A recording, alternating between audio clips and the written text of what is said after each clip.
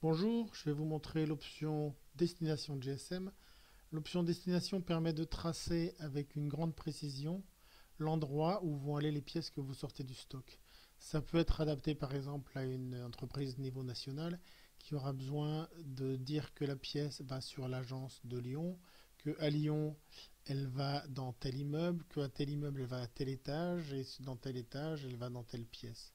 Ça permet une hiérarchie et une organisation des destinations qui est très rigoureuse. Une autre application très pratique, c'est la maintenance. Vous avez des usines avec des machines et des pièces qu'il faut remplacer de temps en temps. Vous voulez savoir finalement quelle est la machine qui vous coûte le plus cher et quelles sont les pannes les plus fréquentes, etc.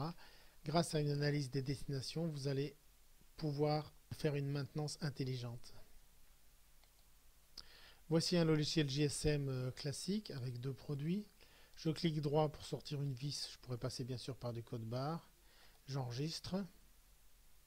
Ma quantité a diminué. Dans le journal, je peux voir dans le journal que j'ai effectivement eu une sortie de pièce avec un commentaire, etc., un utilisateur, mais une destination qui n'est pas forcément très précise. Comment faire mieux? Je vais dans mes paramètres. Je rajoute un paramètre divers destination que je mets par exemple à 3. On a plusieurs variantes. Je réinitialise. J'ai cette fois toujours les mêmes produits, mais je vais d'abord aller clearer mon journal.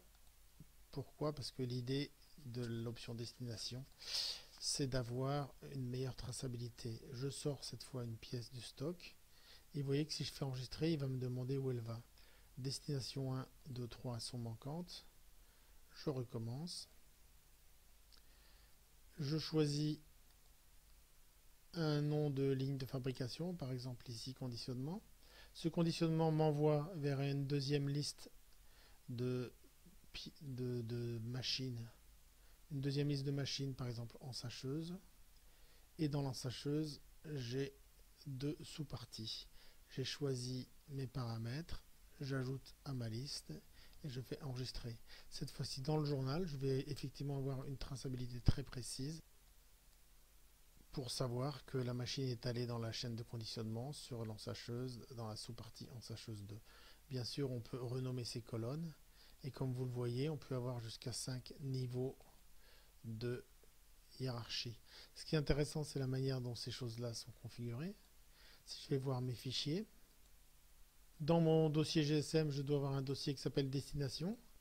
Dans mon dossier destination, j'ai un fichier, le premier niveau de hiérarchie qui est destination, qui renvoie vers prépa et conditionnement. Si je vais voir ce que j'ai dans conditionnement, je trouve un deuxième niveau qui est peseuse et convoyeur. Et si je vais dans peseuse, je trouve encore un niveau, etc., etc. On peut descendre très très bas, on peut définir des milliers d'emplacements de manière très très simple et surtout très très souple, c'est-à-dire qu'il n'y a aucun paramétrage si ce n'est ces fichiers texte. Je vous remercie et à bientôt.